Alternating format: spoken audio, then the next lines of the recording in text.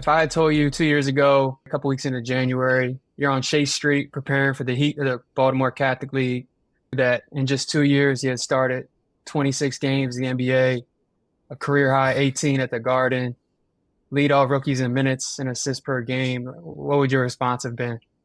What's the point of even lying to me? That's what I would have said, truthfully, but I wouldn't have believed you. What do you think really has allowed you to make a leap like that in the past couple of years? It's funny you asked me that because somebody just asked me that question, and we had kind of got into it a little bit. And a lot of people would say that, like, I worked out a lot. I was in the gym. That's what separated me, and or I had like a killer mentality or whatever. That's what separates me. But like, I want to say, kind of the main thing is really like situations. Like I was fortunate enough to have a background, a support system, my dad that like knew kind of a good situation from a bad one. Like you said, transferring to Chase Street was a good one that helped me out, put my name out there, ended up getting me recruited into another good situation at Pitt where I was able to play at a young age. Well, I had to fight for that, but I was still able to do it at a young age. And then, you know, God staying with me and drafts me to another great situation where I can play at a young age. And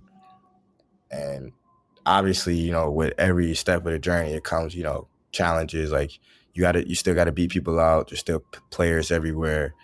You still got to be coachable. You got to do things like that. But I kind of realized the situations that I was in, and I kind of just took full advantage of them.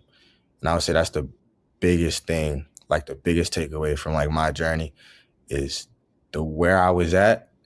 I always made sure I kind of stayed on top of it.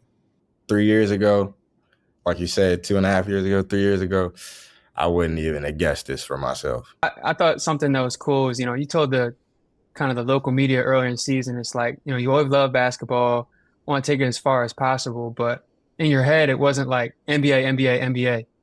Do you think, you talk about staying present, you think that allowed you to kind of just focus on getting better and that's kind of how you outdevelop your peers?